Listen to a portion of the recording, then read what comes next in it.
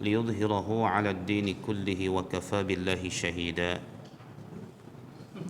أشهد أن لا إله إلا الله وحده لا شريك له وأشهد أن محمدا عبده ورسوله صلى الله عليه وعلى آله وأصحابه والتابع التابعين ومن تبعهم بإحسان إلى يوم الدين يا أيها الذين آمنوا اتقوا الله حق تقاته ولا تموتن إلا وأنتم مسلمون يا أيها الناس اتقوا ربكم الذي خلقكم من نفس واحدة وخلق منها زوجها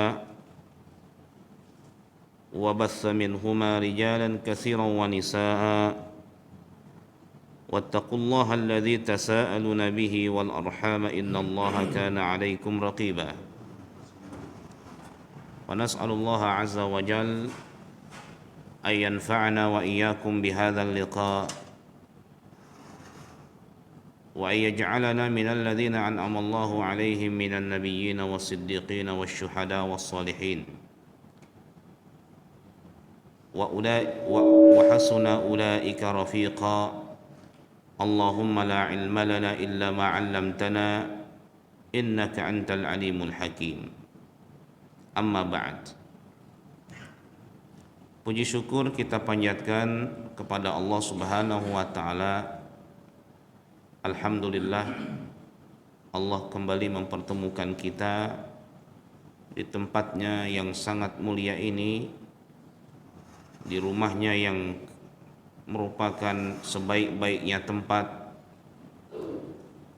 kita bersujud, tempat kita berdoa, tempat kita beristighfar, bertaubat, tempat yang paling nyaman, salah satu tempat yang paling nyaman di muka bumi adalah rumah-rumah Allah Subhanahu wa taala. Dan ketika Allah Subhanahu wa taala pertemukan kita di tempat yang diridhoinya, semoga ini menjadi tanda kebaikan yang Allah inginkan untuk kita semuanya. Salawat dan salam selalu dan senantiasa kita sampaikan kepada Nabi Muhammad sallallahu alaihi wa ala alihi wasallam, kepada keluarga, para sahabat dan segenap umatnya yang istiqamah di atas sunnah-sunnahnya. Kita memohon kepada Allah agar diberikan kekuatan untuk istiqamah.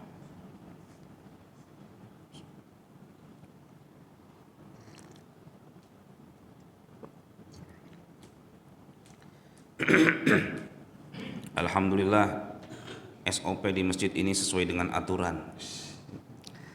Jadi minum ada gitu langsung. Pekan yang lalu saya ngisi pengajian di sebuah masjid. Ini SOP-nya unik. Jadi saya ngisi pengajian, jamaahnya semua dapat minum semua. Kapan Ustaz? Saya nunggu nih. Saya nunggu 5 menit, malah gorengan keluar, Pak. Buat jamaah juga. Luar biasa ini. Ini unik sekali SOP-nya gitu. Ya. Saya wallahu a'lam bishawab, apa maksudnya? Apakah biar enggak ngantuk gitu jamaah gitu ya? Atau memang biar semangat ngaji sambil makan gorengan gitu. Tetapi biasanya kan kita dulu gitu. Nah, ini SOP-nya normatif sesuai dengan aturan.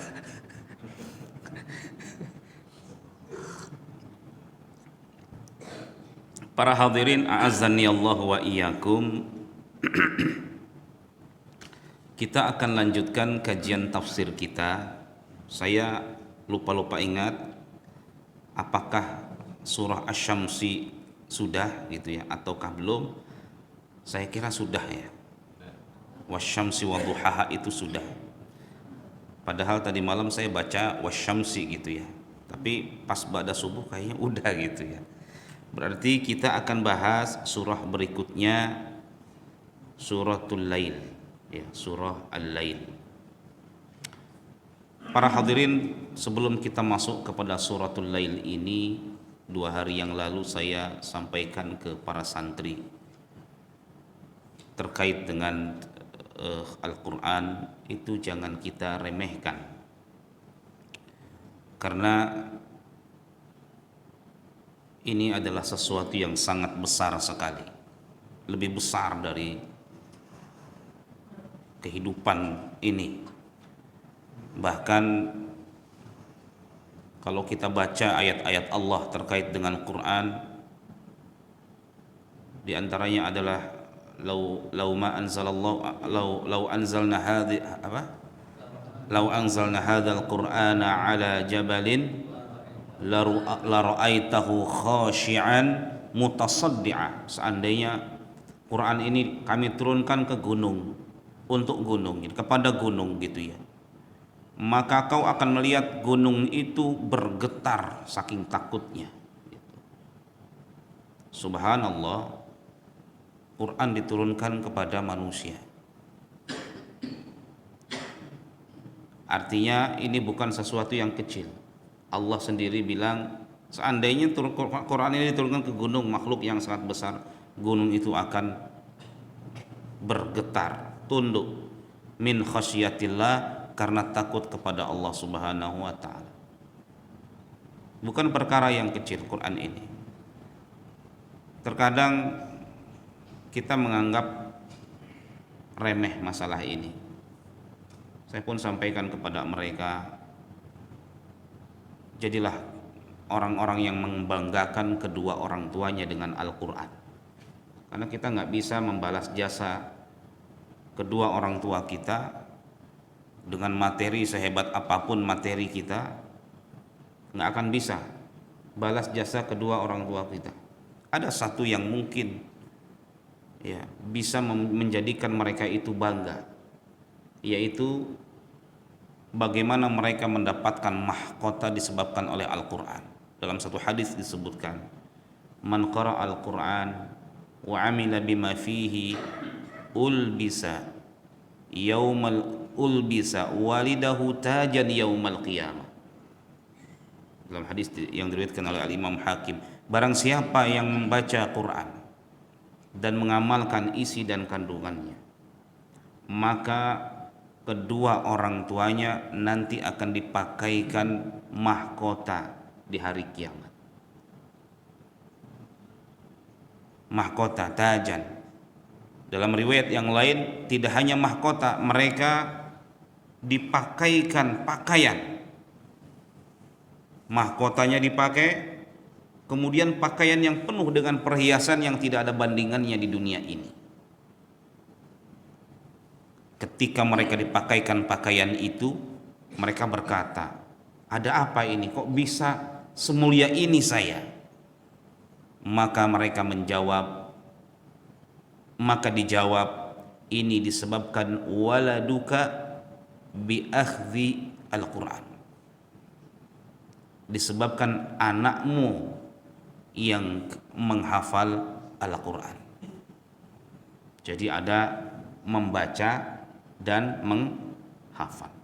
Ketika membaca dapat mahkota.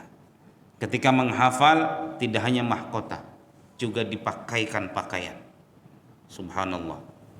Kita semua selain kita adalah orang tua, kita juga punya orang tua. Kita punya bapak, punya ibu, yang mungkin sebagian besar sekarang sudah wafat. Sebagian besar sudah wafat atau sebagian masih ada yang hidup. Apalagi yang bisa membuat mereka bangga kalau kita sekarang banyak-banyak baca Al-Quran, banyak-banyak mentadabburi Al-Quran. Afala yatadabbaruna Al-Quran. Iqra'ul Quran fa innahu ya'ti yaumal qiyamah syafi'an li ashabihi. Bacalah Al-Quran, maka karena Al-Quran itu datang di hari kiamat sebagai penolong, pemberi syafaat bagi orang yang suka membacanya. Maka para hadirin a'azani Allah wa iyyakum, terhadap Al-Quran ini kita wajib yang pertama membaca.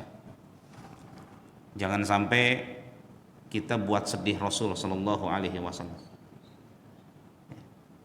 ketika kita banyak meninggalkan bacaan Al-Qur'an. Yang kedua, mentadabburi. Tadabbur itu ya seperti ini, ngaji, membahas lafal-lafalnya, ayat-ayatnya, tafsirnya, mencoba merenungi isi dan kandungannya. Yang ketiga adalah mengamalkannya. Inilah ketika tiga hal ini kita coba untuk terus ya kita lakukan, maka tidak menutup kemungkinan kita menjadi orang-orang yang menjadikan kedua orang tuanya itu bangga di hari kiamat nanti. Juga kita pun jangan ragu-ragu untuk mendekatkan keluarga kita dengan Al-Quran, memuliakan mereka dengan Al-Quran, buat mereka itu mulia di hadapan Allah dengan Al-Quran. Dekatkan mereka dengan Al-Quran. Anak-anak kita sekolahkan ke sekolah Al-Quran. Istri kita suruh ikut pengajian Al-Quran. Kita juga semangat untuk belajar Al-Quran, karena siapapun yang dekat dengan Quran maka akan mulia dengan sendirinya. Kemuliaan itu diraih ketika bersentuhan dengan Quran, itu sudah mutlak. Jibril alaihissalam mulia karena tugasnya penyampai wahyu Al-Quran, salah satunya kan. Malaikat yang paling mulia. Bulan yang paling mulia bulan Ramadan, karena disitulah diturunkan Al-Quran. Malam yang paling mulia Lailatul Qadar, inna anzalnahu fi Lailatul Qadar. Kami turunkan Quran itu di malam Lailatul Qadar. Allah muliakan malamnya itu. Quran diturunkan kepada Nabi Muhammad sallallahu alaihi wasallam. Allah muliakan beliau, dijadikan sebagai penghulu para nabi. Umat yang diturunkan Al-Quran, umat Islam, umatnya Nabi Muhammad sallallahu alaihi wasallam, khairu ummah ukhrijat linnas. Kalian adalah sebaik-baik umat. Turun Quran kepada mereka. Khairukum, sebaik-baik orang adalah man ta'allamal Quran wa 'allamah. Orang yang belajar dan mengajarkan Al-Quran. Maka kita hendaknya jangan keluar dari dua posisi. Yang pertama, kalau kita nggak ngajarin Quran, kita belajar Quran. Ustadz, saya udah 50. Jangan dibatasi oleh umur. Para sahabat banyak di usia yang matang, mereka justru baru mengenal Islam. Banyak, Ustadz saya sudah 60. Jangan merasa sudah 60 nggak mungkin kayaknya. Kata siapa? Ya, tidak ada batasan usia untuk mempelajari Al-Quran. Hanya saja kekuatan daya ingatnya mungkin lebih kuat ketika belajar di waktu kecil dibandingkan ketika belajar di waktu walaupun kebanyakan masjid, kebanyakan anggotanya rata-rata kadang-kadang saya bertanya begitu, ini para milenial pada kemana gitu. Generasi Z, katanya Gen Z kamarana itu ya gitu. Oleh karena itu jangan serahkan negara ini kepada mereka, Pak. Ya, yang jauh dari masjid megang negara, gimana cara ini negara? Harus diambil lagi oleh kolonial sajalah gitu. Ya, yang dekat-dekat dengan masjid ya. Jadi harus kita dekatkan ya diri kita dan keluarga kita dengan Al-Quran ini, karena luar biasa kemuliaan hanya akan diraih ya oleh mereka-mereka yang semangat untuk belajar atau mengajarkan Al-Quran. Baik para hadirin, a'azani Allah wa iyyakum, kita akan masuk kepada tafsir dari surah Al-Lail.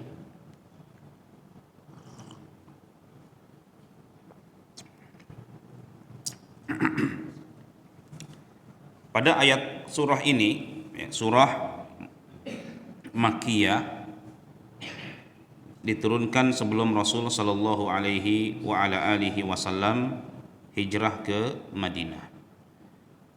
Nama surah ini adalah surah Al-Lail berdasarkan lafal pertamanya, wal-laili, makanya disebut suratul Al-Lail. Sebagian ulama mengatakan surah wal-laili idza yaghsha. Jadi memang dasar penamaan surah itu macam-macam. Ada dari lafal pertamanya, ada dari substansinya seperti surah Al-Baqarah karena di situ disebutkan kisah tentang penyembelihan sapi dan yang lain. Nah, ayat pertama pada surah ini Allah Subhanahu wa taala berfirman, "Wal-laili idza yaghsha." Ini surah sering dibaca oleh para imam-imam ya, tapi kita agak menghindarinya karena kebalik-balik ini, Pak. Kita ini agak menghindari ini. Ini surah yang jebakannya banyak. Ya kebalik-balik. Anak-anak SD itu kalau ngapalin surah Al-Lail kebalik-balik. Kadang-kadang nggak lulus, akhirnya sama gurunya, ya sudahlah kamu naik ini surah Asy-Syams gitu. Karena memang ini kebalik-balik. Wal-laili idza yaghsha, demi malam apabila menutupi. Allah bersumpah pada ayat pertama ini dengan malam. Apabila menutupi, maksudnya menutupi siang. Karena antara malam dan siang itu saling menutupi. Pada surah Asy-Syams, wasyamsi waduhaha wan nahari idza wasyamsi waduhaha wal qamari idza talaha, demi matahari dan cahayanya, kemudian ditutupi oleh bulan yang mengikutinya. Jadi saling menutupi. Ini juga sama kalau sekarang dari malam dulu. Allah bersumpah terhadap waktu malam. Wal-laili idza yaghsha, malam yang menutupi siang. Wan nahari idza tajalla, dan demi siang apabila tajalla, terang benderang, apabila muncul cahayanya. Pada surah Asy-Syams disebutkan wasyamsi waduhaha, demi matahari dan demi cahayanya. Disebutkan waduhaha di situ, cahaya di waktu duha. Karena cahaya yang terbaik bagi matahari untuk manusia yaitu adalah cahaya di mana matahari berada beberapa tombak, satu atau dua tombak muncul. Itulah yang disebut dengan waktu duha. Makanya kata para dokter gitu ya, berjemur yang terbaik itu di saat matahari baru muncul, sekitar jam 8 atau jam 9-an itu. Itu kata dokter, cahaya matahari itu cahaya terbaik begitu di saat itu. Makanya disarankan kita untuk berjemur. Wan nahari idza tajalla, kemudian Allah bersumpah lagi di sini, wa ma khalaqadz dzakara wal untha, dan demi penciptaan laki-laki dan perempuan. Di sini Allah bersumpah ya dengan tiga hal. Yang pertama malam, yang kedua siang, dan yang ketiga penciptaan manusia yang laki-laki dan perempuan. Allah bersumpah dengan tiga hal ini yang menunjukkan kita sebagai manusia atau sebagai hamba Allah yang membaca ayat ini ada pesan sebenarnya. Tolong perhatikan nih ya, waktu malam tolong perhatikan, waktu siang tolong tadabburi. Di waktu siang di waktu malam, keajaiban waktu malam, keajaiban waktu siang, dan keajaiban penciptaan laki-laki dan wanita. Kita diperintahkan untuk tadabbur. Tadabbur itu kan memperhatikan gitu. Ada apa di waktu malam? Sampai-sampai Allah bersumpah dengan waktu malam. Subhanallah, waktu malam adalah waktu di mana Allah ya menjadikan suasana malam itu manusia beristirahat. Banyak manusia yang beristirahat di waktu malam, kecuali yang bertugas di malam hari, seperti Pak Satpam, ya, siapa lagi Pak yang di malam hari itu ya, dan siapapun ya yang bertugas di malam hari gitu, atau orang yang batuk-batuk di malam hari, ya. Keajaiban waktu malam juga, malam dijadikan begitu hening sekali, ya, di mana kita diperintahkan untuk bangun di sebagian malam. Ya ayyuhal apa? Ya ayyuhal muddatsir, qum fa'anzir, bangun. Ya ayyuhal muzammilukum, ya ayyuhal muzammil, wahai orang yang berselimut, qumil laila illa qalila, bangunlah, dibangun malam sedikit saja enggak apa-apa, nisfahu, pertengahannya, awin kusminhu qalila, atau dikurangin sedikit, tapi bangun di waktu malam. Jadi kita memang diperintahkan untuk bangun di waktu malam, Pak. Ya, subhanallah, bagaimana waktu Allah Subhanahu wa taala itu menjadikan waktu malam tempat beristirahatnya manusia, tetapi di sisi lain waktu malam pun kesempatan kita untuk bermunajat kepada Allah Subhanahu wa taala. Wa minal laili fatahajjad bihi nafilatan lak, dan di sebagian waktu malam bangun dan bertahajudlah, kata Allah, sebagai tambahan kebaikan buat kalian. Makanya sholat yang paling utama setelah sholat wajib itu adalah sholat malam. Ya, disebutkan oleh Al-Imam Syafi'i rahimahullah, seutama-utamanya ibadah sholat setelah sholat wajib ya sholat malam. Makanya diupayakan bangun di waktu malam. Ya, qumil laila illa qalila.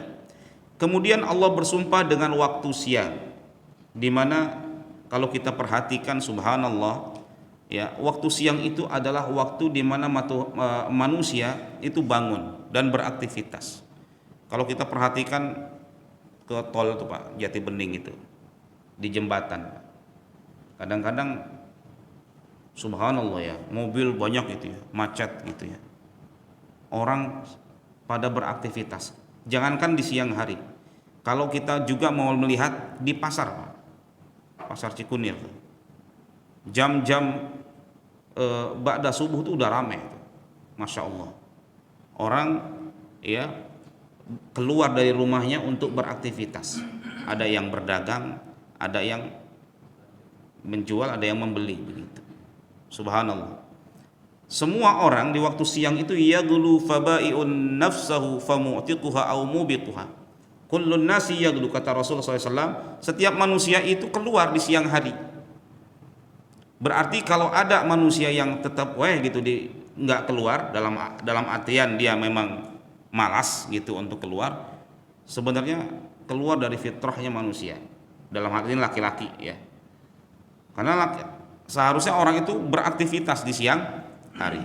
Ya, kalau sekarang ya berbeda ya aktivitasnya. Ada juga orang yang beraktivitas tetap di rumahnya. Ya, para penjual-penjual online itu kan sekarang nggak banyak keluar rumah, Pak. Ya, mereka cukup dengan cara online, mereka punya barang, mereka jualkan secara online. Itu pun di antara aktivitas. Ya, aktivitas di siang hari. Ya, setiap manusia beraktivitas. Wa ma khalaqadz dzakara wal untha, demikian juga dengan penciptaan laki-laki dan wanita. Allah ciptakan ya manusia, fitrahnya laki-laki suka kepada wanita dan wanita suka kepada laki-laki. Dari situlah terjadi keseimbangan. ya, terjadi keseimbangan, adanya keturunan, ya, terjadi keharmonisan. Allah ciptakan semuanya berpasang-pasangan. Malam pasangannya dengan siang, laki-laki pasangannya dengan wanita, demi keseimbangan. Maka kalau ada wanita suka kepada wanita sejenisnya, atau laki-laki suka kepada sejenisnya, maka dia telah melanggar keseimbangan hidup, keluar dari fitrahnya sebagai manusia. Karena fitrah manusia, laki-laki walaupun dia kafir, laki-laki pasti suka sama perempuan, perempuan sukanya sama laki-laki. Jadi apapun bentuk ya suka sejenis itu perlu ditolak, itu ya, perlu kita tolak, ya kita hilangkan di negeri ini, karena itu sumber kehancuran umat manusia. Sebagaimana Allah mengazab kaum Lut karena memang mereka suka terhadap sesama jenis. Ya. Wa ma khalaqadz dzakara wal untha. Ya. Di sini pun Allah mengisyaratkan bahwa laki-laki dan perempuan itu tidak sama secara penciptaan dan secara kodratnya, tidak sama antara laki-laki dengan perempuan, laki-laki dengan fitrahnya, perempuan dengan fitrahnya. Laki-laki fitrahnya itu bergerak gitu ya, dinamis. Maka Allah Subhanahu wa ta'ala bebankan ya tanggung jawab keluarga kepada laki-laki. Ya. Perempuan fitrahnya memakai apa, Pak? Hati, ya kan? Perasaannya lebih dalam. Kasih sayangnya kepada keluarga, kepada anaknya lebih dari bapaknya. Maka Allah bebankan tanggung jawab pengurusan rumah tangga itu kepada siapa? Kepada perempuan. Laki-laki yang bertugas untuk mencari maisha, perempuanlah yang bertugas sebagai leader di rumahnya untuk mendidik anak-anaknya. Subhanallah, ini jika terjadi seperti ini, keseimbangan luar biasa. Ya. Tetapi kalau kebalik, maka potensi terjadinya ketimpangan dan perpecahan rumah tangga akan terjadi. Akan terbuka potensi itu. Ya. Perempuannya kerja tiap hari, ya, laki-lakinya jaga rumah, misalkan, dan anak-anak. Kebalik, ya, laki-laki yang sifatnya dinamis ketika ditaruh di rumah nggak ngapa-ngapain, itu egonya muncul, ya. Perempuan juga sama, ketika fitrahnya sebenarnya di rumah, kemudian dia dengan terpaksa mencari rezeki gitu, karena memang bapaknya mungkin sedang jatuh usahanya atau apa, terkadang egonya juga muncul. Ketika terjadi diskusi tentang keuangan, si perempuan kadang-kadang suka keselepet tuh Pak, kepeleset, menyakitkan laki-laki. Udahlah, duit saya yang nyari, saya yang bebas dong menggunakannya. Sakit nggak Pak? Saya yang nyari, kamu kan cuma di rumah saja kan? Itu sebagai laki-laki itu apa ya? Ya dikatakan seperti itu luar biasa. Marah akhirnya laki-lakinya.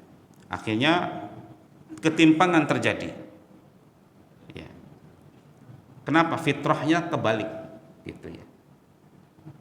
Nah, maka ayat ini sebenarnya ya mengajak kita untuk bedakan antara laki-laki dengan perempuan. Nggak bisa sama. Sekarang ini upaya untuk menyamakan gender itu luar biasa. Ya. Kalau laki-laki olahraganya tinju, ya perempuan kudu ada tuh. olahraga tinju juga. Sok aja Pak, kayak gitu. Laki-laki olahraganya apa Pak? Sepak bola, ya kudu ada sepak bola wanita. Masya Allah. Ya, kita diuji di zaman sekarang oleh para aktivis gender yang mencoba untuk berupaya untuk menyetarakan antara laki-laki dengan perempuan. Ini bukan masalah laki-laki lebih mulia dari perempuan atau perempuan lebih mulia dari laki-laki. Ini masalah bahwa Allah menciptakan laki-laki dan perempuan itu berbeda, nggak sama. Coba buktinya di TK kebanyakan gurunya laki-laki atau perempuan Pak? Coba kalau TK diserahkan kepada laki-laki, ngajar TK sok we eta.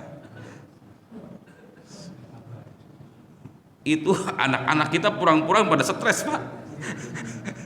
Kenapa anak kamu nak? Dimarahin sama Pak Guru. Iya. Perempuan subhanallah, subhanallah, apalagi daycare tuh. Itu kan berbagai macam ya, anak jenis apa ya, sifatnya gitu ya. Itu bisa sabar begitu. TK itu luar biasa. Saya kebetulan mengelola TK juga. Di antara cerita ya guru-gurunya Masya Allah. Ada anak yang pipis, coba. Pipis di baju gurunya, coba.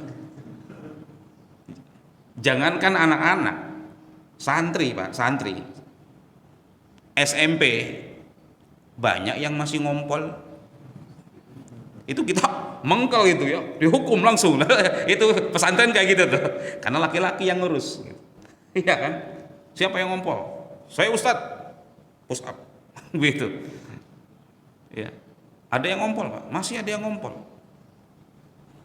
masih ada yang nangis gitu. SMP kelas 1 itu ya, itu ada yang baru masuk gitu ya, di pagar Pak, di pagar pondok nangis terus gini Pak, nangis terus. Masya Allah, macam-macam. Dikasih makan nggak mau, pengennya ayam terus. Lah pesantren kan tempe sama tahu Pak. Pengennya ayam terus, macam-macam itu. Enggak, pengen ayam. Luar biasa. Pengen ayam. Itu kita kesel gitu kan, kita laki-laki gitu ya, sabar-sabar aja lah gitu, sebenarnya menahan. Tapi kalau perempuan subhanallah nggak ada keluhan itu, lebih parah lagi kan anak-anak itu Pak. Ada yang nangis, ada yang ngompol, ada yang Masya Allah macam-macam itu anak-anak TK, tapi ternyata bisa berjalan. Kenapa Pak? Yang ngurusnya perempuan. Fisik kita dengan istri kita jelas lebih kuat kita Pak, ya kan? Tapi kalau lagi jalan berdua bawa anak, yang lebih kuat gendong bapaknya atau ibunya Pak? Jelas ibunya lebih kuat, kecuali kalau jalannya ke mall. Wallahu alam, kalau ke mall mungkin diserahkan ke kita dulu sementara gitu. Ya, tapi kita harus bisa menjaga istri kita kalau di mall Pak. Khawatirnya kemana-mana gitu. Ya, tapi subhanallah ini ayat luar biasa. Ayo bedakan antara laki-laki dengan perempuan. Wa ma khalaqadz dzakara wal unsa. Dan demi penciptaan laki-laki dan perempuan beda, nggak sama. Jangan disamakan. Kalau kita nyari uang, ya memang sudah tugasnya kita. Jangan kita memarahi istri kita gara-gara nggak bisa nyari duit. Ya. Tapi sekarang kalau cari perempuan yang pintar nyari duit itu juga nggak bagus Pak. Kita naruh duit di bawah kasur ketahuan juga itu. Kita naruh duit di kantong di mana? Pintar nyari duit. Jadi subhanallah, ini jangan kita menghardik mama sih, nggak membantu papa dalam mencari rezeki, nggak gitu. Karena tugas beliau di rumah sudah luar biasa Pak. Di rumah sudah luar biasa berat. Bayangkan Pak, anak kita bayi ya, anak istri kita melahirkan, kan kalau bayi nangisnya luar biasa, nyusunya itu Pak, malam-malam nangis. Siapa yang bangun? Ya, istri kita bangun. Marah nggak? Enggak. langsung diambil anaknya, anak kita itu langsung disusui. Udah itu berhenti, ini lagi 1 jam kemudian nangis lagi, disusuin lagi, apa ngeluh? Tidak, justru yang ngeluh kita. Kenapa? Berisik banget sih itu anak. Subhanallah. Makanya ya kata Rasul, siapa yang lebih pantas untuk mendapatkan kebaikan? Ibumu. Siapa lagi? Ibumu. 3 kali, Pak. Siapa lagi? Ibumu. Luar biasa ya jasa perempuan terhadap keluarga itu luar biasa. Ya. Apalagi kalau yang anaknya setahun satu, maksudnya jaraknya gitu ya. Yang satunya masih kecil, yang satunya nyusu, yang satunya masih musuh Allah. Tapi nggak ada yang ngeluh, Pak. Subhanallah. Ya, selama kita tanggung jawab. Biasanya kalau laki-laki lepas dari tanggung jawabnya, baru perempuan mengeluhkan suaminya biasanya. Nah, inna sa'yakum lasyatta. Kata Allah Subhanahu wa taala, sesungguhnya usahamu benar-benar beraneka ragam. Maksudnya ya, bahwa perbuatan atau tingkah laku manusia itu bermacam-macam. Jadi perbuatan dan tingkah laku manusia, laki-laki dan perempuan di muka bumi ini itu bermacam-macam.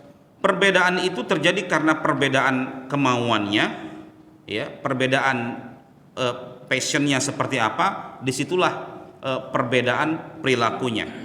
Ada yang mengikuti potensi positifnya, ada yang mengikuti potensi negatifnya. Jadi manusia itu diciptakan punya 2 potensi, baik laki-laki dan perempuan.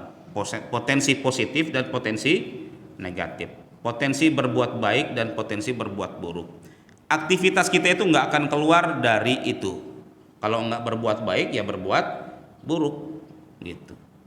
Aktivitas kita itu rata-rata nggak keluar dari situ. Bermacam-macam, ya. Peran kita di dunia ini kata Allah itu bermacam-macam. Tetapi nggak akan keluar dari 2 hal, berbuat baik atau berbuat buruk. Nah, kemudian Allah menerangkan di sini. Orang-orang yang berbuat baik, fa amma man a'ta wattaqa, ya, wa saddaqa bil husna fasanuyassiruhu lil yusra. Adapun orang yang berbuat kebaikan gitu ya, yaitu memberikan memberikan hartanya a'ta di jalan Allah pertama, wattaqa yang kedua bertakwa, wasaddaqa bil husna yang ketiga membenarkan adanya balasan yang terbaik. Sebagian ulama mengatakan maksudnya adalah adanya surga. Fasanuyassiruhu lil yusra, maka kami akan melampangkan baginya jalan kemudahan. Jadi di sini Allah menyebutkan 3 tingkah laku positif, perilaku positif manusia. Ya, Allah memuji kepada 3 jenis orang atau 3 jenis perilaku yang baik. Yang pertama, fa amman a'ta. Barang siapa adapun yang suka memberi. Memberi di sini sifatnya adalah bukan yang sifatnya wajib.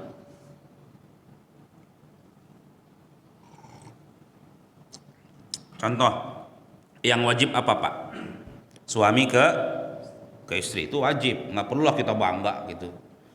Ya bangga saya sebagai suami gitu kan. Itu kewajiban gitu, biasa aja gitu. Makanya ini juga ya, laki-laki itu dan perempuan itu 2 macam saja sebenarnya. Si suami itu ya biasanya suka terhadap penghargaan. Laki-laki itu suka dihargai, istri suka di apa, Bu? So, rumus aja ini sebenarnya dalam rumah tangga. Laki-laki suka dihargai, istri sangat suka diperhatikan. Tuh, betul cenah. Sok bae. Maksudnya gimana? Laki-laki tuh nggak terlalu suka diperhatikan gitu. Jadi kalau misalkan istri terlalu memperhatikan, posesif dalam hal ini, itu kadang-kadang kita risih gitu ya. Itu memang demikian. Papa di mana? Di kantor mah. Coba dong fotoin kalau papa di kantor. Aduh. Sama siapa itu katanya. Lagi ngapain? Itu biasanya riweuh gitu ya. Laki-laki fokus orangnya biasanya gitu. Lagi apa? Kerja ya kerja. Gitu ya. Jangan lupa makan ya Pak. Itu garing nggak bagi laki-laki gitu ya. Biasa aja. Tapi perempuan, kalau kita di kantor nih, tunjukkan perhatian kita kepada istri kita. Mama lagi ngapain mah? Lagi ini Pak, lagi apa? Baru selesai sholat duha. Masya Allah istriku luar biasa. Doain papa ya. Tolong jangan lupa makan, walaupun sedikit. Yang penting mama sehat. Apa semua itu sesuatu sekali. Bagi wanita itu, keren banget gitu. Suami saya merhatiin. Simple sebenarnya. Bentuk perhatian nggak harus hadiah, mobil, enggak. Cuma nanyain apa, mama lagi ngapain apa. Tapi kebanyakan kebalik gitu ya. Ya. Tapi laki-laki sukanya apa? Tadi dihargai, luar biasa. Pak, makasih ya, tadi ciloknya enak. Cuman cilok doang. Subhanallah. Cuman cilok aja itu kayaknya kita nih sebagai laki-laki dihargai. Itu banyak-banyak aja berterima kasih kepada suami. Karena suami komplainnya gitu ya. Ya. Merasa tidak dihargai. Banyak-banyak aja terima kasih ya Pak, kemarin jazakallah khair suamiku yang sudah, wah itu udah sesuatu lah bagi laki-laki itu ya. Ini rumus aja, coba dipraktekkan Pak.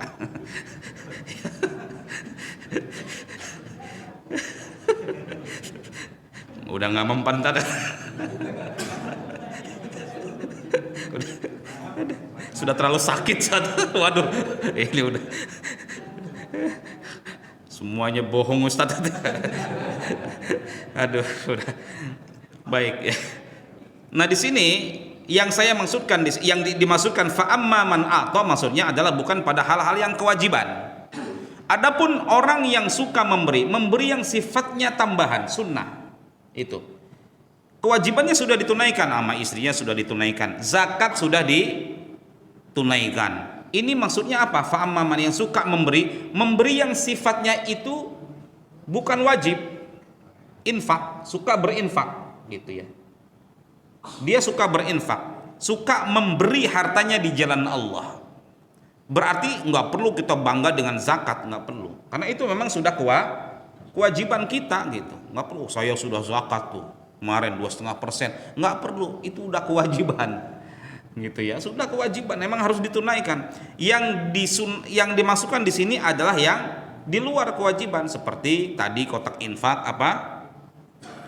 jalan ya, sedekah subuh, kemudian juga suka ngasih tetangga yang membutuhkan, ya kan, suka membantu orang-orang yang kesulitan dalam hidup gitu ya. Orang-orang banyak sekali Pak, banyak sekali, masya Allah, orang-orang yang luar biasa teriak gitu ya, mereka sangat membutuhkan uluran kita dan sifatnya itu sunnah. Ini yang dimasukkan pada ayat ini ya, orang yang suka berinfak. Jadi dia memang suka gitu ya, suka sekali. Ya, berinfak itu hobi. Ya. Subhanallah. Wattaqa, dan dia bertakwa, ya. Jelas takwa definisinya adalah menjalankan perintah Allah dan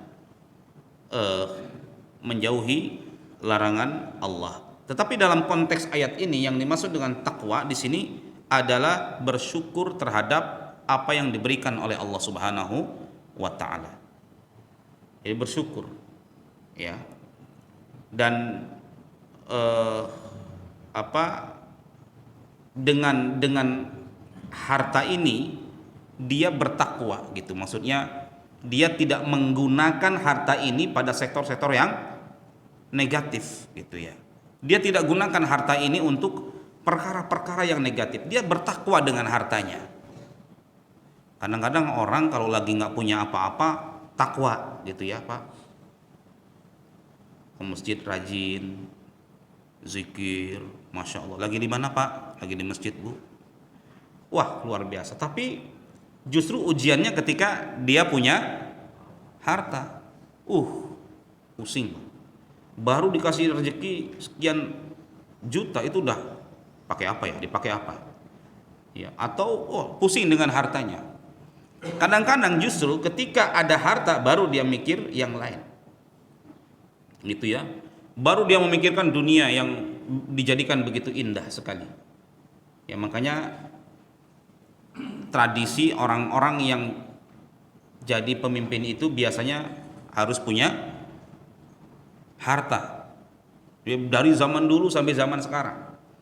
Pernah seorang nabi Allah ilhamkan untuk menjadikan salah seorang panglima perang namanya Talut, ya, menjadi pemimpin. Diprotes oleh rakyatnya, orang-orang Yahudi. Anna yakunu lahul mulku alaina walam ya yu'ta sa'atan minal mal. Gimana dia jadi pemimpin? Dia nggak punya duit. Nggak bisa. Pemimpin itu harus yang punya duit, ya. Demikian orang yang punya harta itu sudah pikirannya macam-macam, ya, menjadi pengusaha sudah jadi sukses, apalagi yang belum jadi pemimpin belum. Kan begitu aja, udah simple aja. Kita mau nyalon, mau nyalek, duit dari mana sekarang gitu kan? Pikirannya kan sekarang gitu. Mau nyalek, punya duit nggak? Nah itu udah mindsetnya orang sekarang. Nyalek itu harus mengeluarkan, nah itu sekian. Makanya tahun 2024 itu kemungkinan besar rumah sakit jiwa tuh nambahin kamar-kamarnya Pak, untuk menampung orang-orang yang stres gara-gara gagal jadi caleg. Kenapa? Karena memang mindsetnya seperti itu, ya. Dia tidak bertakwa dengan harta. Coba kalau hartanya dibuatin pesantren misalkan Pak, hal-hal yang positif, dibuat penampungan anak-anak yatim, subhanallah, ya, itu akan bermanfaat. Bahkan Allah perlihatkan kebahagiaan dia dunia akhirat. Orang-orang yang berupaya untuk mengerahkan hidupnya untuk memberikan kebaikan kepada manusia. Ya, pekan yang lalu kita ditinggalkan oleh sahabat kita di sini, Pak D ya Pak. Subhanallah. Allah perlihatkan kok bagaimana proses beliau meninggalkan kita. Pingsan katanya di mana? Jatuh di mana? Dalam kondisi mau i'tikaf. Luar biasa. Meninggalnya di hari selesai sudah Pak itu. Apa yang beliau lakukan? Subhanallah, anak-anak yang ditampung oleh beliau, yang sekarang sudah jadi sukses-sukses Pak. Anak-anak yatim, anak-anak du'afa. Apa beliau punya harta yang luar biasa saja. Tetapi keinginan beliau untuk memberikan kebaikan itu jadi penghargaan Allah Subhanahu wa taala. Mudah-mudahan beliau husnul khatimah. Kita berharap beliau husnul khatimah. Masya Allah. Ya. Dan beliau, saya ingat sekali beliau itu datang ke saya ke rumah 2 tahun berturut-turut Pak. Seminggu 2 kali belajar bahasa Arab waktu dulu tahun 2008, enggak berhenti. Itu semangatnya beliau, Masya Allah, ya, semangat belajarnya, semangat ibadahnya, semangat kebaikannya, ya. Dan inilah orang yang sosok orang yang bertakwa dengan hartanya seperti itu, ya. Fa amma man a'ta wattaqa wa saddaqa bil husna, membenarkan adanya balasan yang terbaik. Jadi yang membuat dia seperti itu, dia sampai banyak memberi, dia bertakwa, yang membuat itu adalah karena dia membenarkan apa adanya surga Allah, adanya balasan yang terbaik. Jadi dia melakukan kebaikan, dia tidak ingin mendapatkan kebaikan dari manusia, enggak pengen dibales gitu. Ya, nggak pengen dibalas. Innama nut'imukum liwajhillahi la nuridu minkum jazaa'an wala syukura. Kami ngasih makan kalian itu liwajhillah, untuk mendapatkan keriduan Allah. La nuridu minkum jaza', kami nggak ingin air susu lagi dibalas dengan air susu. Wala syukur, bahkan ucapan terima kasih itu kami tidak berharap. Silakan kalian mau tetap berbuat apa, air susu dibalas air tuba. Kami hanya menginginkan itu balasan dari Allah. Subhanallah. Ya, orang-orang yang melakukan kebaikan itu seperti itu, enggak mengungkit-ungkit kebaikan gitu ya. Enggak demikian. Beberapa waktu yang lalu datang ke saya, karena kita udah megang jati bening bahasa kitanya gitu ya, datang ke kiai biasa gitu Pak. Kalau mau 2024 itu salah satu caleg dari salah satu partai, Ustadz butuh apa? Padahal kita lagi butuh bangun kan, bangun pesantren, bangun apa? Saya butuh doanya aja Bu, ibu-ibu kebetulan. Mudah-mudahan anak-anak sehat. Gitu.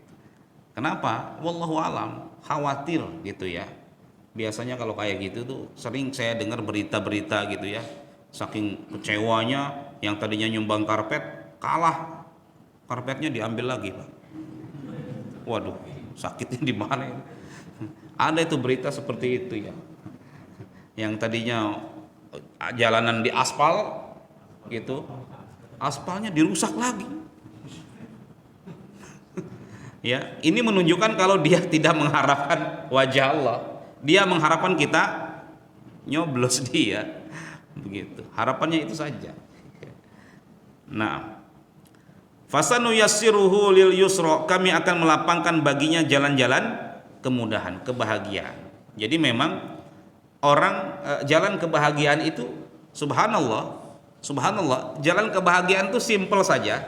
Banyaklah kita memberi, banyaklah kita taat, dan yakinlah akan kehidupan akhirat. Itu simple. Bahagia kita di dunia, ringan hidup kita gitu. Tidak terlalu terobsesi dengan perkara-perkara dunia dan yang lain. Sudah simple. Banyak-banyak kita berbuat kebaikan kepada manusia. Kalau kita tidak bisa memberi, apapun yang kita bisa. Bahkan kata Rasulullah SAW, tabassumu kali liwajhi akhika sedekah. Senyum saja sudah sedekah gitu. Subhanallah, senyum saja itu sudah kebaikan. Membuat orang senang itu adalah kebaikan. Dalam Islam itu buat orang senang itu adalah kebaikan ya. Tapi ya jangan diplesetin, Bu, boleh nggak saya buat tetangga senang Bu? Gitu. Itu maksudnya apa Pak gitu kan gitu. Ya kita bantu gitu kan, anak-anaknya enggak kata ibu. Anak-anaknya loh Bu, enggak kata. Iya. Jadi buat orang senang itu subhanallah itu kebaikan ya, berikan harta dan yang lain.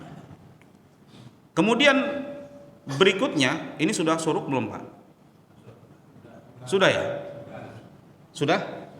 Baik, berarti penggalan berikutnya pada pertemuan yang akan datang.